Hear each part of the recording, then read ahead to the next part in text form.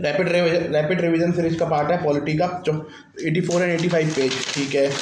दो यूपीएससी ने हमसे पूछा था, बहुत सिंपल क्वेश्चन है कि इसराइल ने अरब देशों का कोई रिश्ते बनाए, हाँ जी बनाए हैं। फिर उन्होंने अरब स्प्रिंग के बारे में पूछा था, कहाँ से स्टार्ट हुआ था, 2014 में तुनीसिया से स्टार्ट हुआ था। फिर उन्होंने 2022 में हमसे पूछा था कि ना ऑर्गेनाइजेशन ऑफ टर्की स्टेट में कौन कौन से हैं, अजरबैजान है और उज्बेकिस्तान है, ठीक है, ठीक है।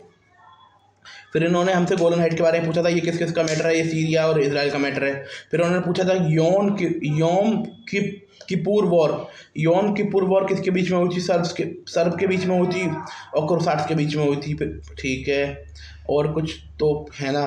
फिर इन्होंने ये अब्राहम अकॉर्ड के बारे में बोला, अब्राहम अकॉर्ड के बारे में बोला, जो 2020 में साइन हुआ था, जिसमें 5 कंट्रीज थे, यूएई थे, बहरान थे, मोरक्को था, सूडान का। यूएई बहरान, मोरक्को, सूडान, है ना, वो सऊदी अरब नहीं था। और जो अरब पीस इनिशिएटिव है, ये 2002 में आया था, सऊदी अरब लाया था, पर इसराइल ने इसे साइन नहीं किया था। CSTO 1992 में इसकी मीटिंग हुई थी, ट्रीटी हुई थी, फॉर्मलाइज हुआ इसका 2002 में। इसके मेंबर हैं Armenia, Belarus, Kazakhstan, Kyrgyzstan, Russia and Tajikistan. Uzbekistan नहीं है, तो तुर्कमेनिस्तान नहीं है। ये पीस के लिए है, शांति के लिए, प्रोटेक्टिंग के लिए है, टेरिटरियल इंटीग्रिटी के लिए है। अब CSTO की जो मीटिंग होती है, वो CSTO सिक्योरिटी काउंसिल की मीटिंग होती है, इसे हेड ऑफ स्टेट हेड करते हैं, काउंसिल ऑफ डिफेंस को हेड करते हैं। काउंसिल ऑफ डिफेंस होती है जिसमें फॉरेन मिनिस्टर आते हैं, सिक्योरिटी सेक्रेटरीट आते हैं, permanent council and joint staff daily काम के लिए हैं। भाई अर्मीनिया ने मना कर दिया, हम इसमें पार्ट नहीं लेंगे, क्योंकि भाई अर्मीनिया का सपोर्ट नहीं किया था इन्होंने, रशिया ने, मतलब अर्मीनिया ने इसकी ड्रिल में पार्ट लेने से मना कर दिया। Organisation for Security and Cooperation in Europe 1975 में बना था, 1994 में इसका नाम चेंज किया गया। इसका नाम है ना हेलेंस्की फाइनल एक्ट के थ्रू बना था। ये हेलेंस्की फाइनल एक्ट के थ्रू ये बना था। 57 कंट्रीज़ हैं इसमें, यूरोपियन कंट्रीज़ के अलावा है, यूरोप के लिए, यूरोपियन कंट्रीज़ के अलावा central Asian, north American, USA, Russia and EU भी है, वियतनाम, ऑस्ट्रेलिया है। इसका काम है डिप्लोमेसी के थ्रू कॉन्फ्लिक्ट रिजोल्यूशन को ख़त्म करना, सिक्योरिटी एंड मिलिट्री। इसका परमानेंट काउंसिल है, जहाँ वीकली एम्बेसडर मीटिंग होती है। मिनिस्ट्रियल काउंसिल है इसका। फील्ड मिशन भेजता है, एंड इलेक्शन और ऑब्जर्वेशन यूनिट भेजता है। रिसेंट डेवलपमेंट ने काम को रोक दिया है, ठीक है। सेंट्रल एशिया में बॉर्डर रिफॉर्म, सिक्योरिटी रिफॉर्म के लिए काम कर रहा है ये। इन्होंने ये लॉन्च, अब एक है तुम्हारा cross road for piece initiative Armenia का है, 2023 में लॉन्च किया था। रीजनल कनेक्टिविटी के लिए है। Azerbaijan, Georgia, Iran and Turkey, ये 40 के मेंबर हैं। Azerbaijan, Georgia, Iran and Turkey, ठीक है। Transform Armenia into transit trade hub, Armenia को ट्रेड हब के रूप में डेवलप करना है। और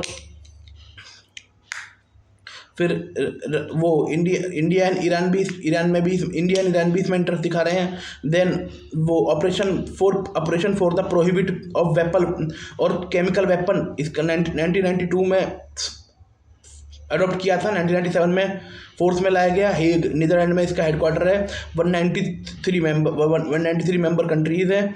Egypt, Israel, north Korea and south Sudan ने नहीं इसको मान रखा। इसने बोल रखा है कि भाई, और वेरिफिकेशन भी होगी कि आपने बना नहीं रहे, ना खरीद रहे, ना मतलब केमिकल से दूर हो जाओ, पर आपकी वेरिफिकेशन भी होगी, ठीक है। इंडिया इसका मेंबर है, और इंडिया को अवार्ड भी मिला था। इंडिया को अवार्ड मिला था, हेग अवार्ड मिला था। ये Organisation for Prohibition on Chemical Weapon का अवार्ड मिला था इंडिया को। इंडियन केमिकल काउंसिल को first chemical industry body win it to for promoting chemical safety and compliance, ठीक है।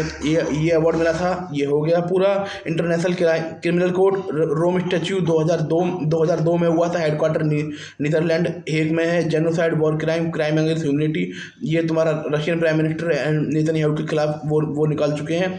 इंडिविजुअल स्टेट के अगेंस्ट करते हैं, ना कि इंडिविजुअल के अगेंस्ट करते हैं, ना कि स्टेट के अगेंस्ट। 125 मेंबर है। इंडिया भी इसका मेंबर नहीं है। यूएन का और इसका कोई रिश्ता नहीं है। इंडो पैसिफिक एशियन इनिशिएटिव 2019 में लॉन्च किया गया था। ईस्ट एशिया समिट के दौरान बैंकॉक में वॉलंटरी है, नॉन ट्रीटी बेस्ड है ना। और ये इंडिया के सागर इनिशिएटिव से जुड़ा हुआ है। इसमें बाहर के कंट्रीज़ भी हैं, Japan, Australia, France and Italy ने 2023 में लॉन्च किया गया। ये मैरीटाइम सिक्योरिटी और यूएन क्लॉज के अंडर काम करता है। कैसियस डिक्लेरेशन, सायस डिक्लेरेशन ये कैस किएस पुर्तगाल में है, United Nation Alliance for Civilisation के लिए है, जिसमें था भाई दोस्ती बढ़ाएंगे, है ना, और कोएक्सिस्टेंस बढ़ाएंगे, हार्मोनल वो रीजनल हार्मोनी बनाएंगे, टॉलरेंस बढ़ाएंगे, और मिस इन्फॉर्मेशन और एआई को रोकेंगे, इंक्लूसिव एंड एजुकेशन पर ध्यान देंगे।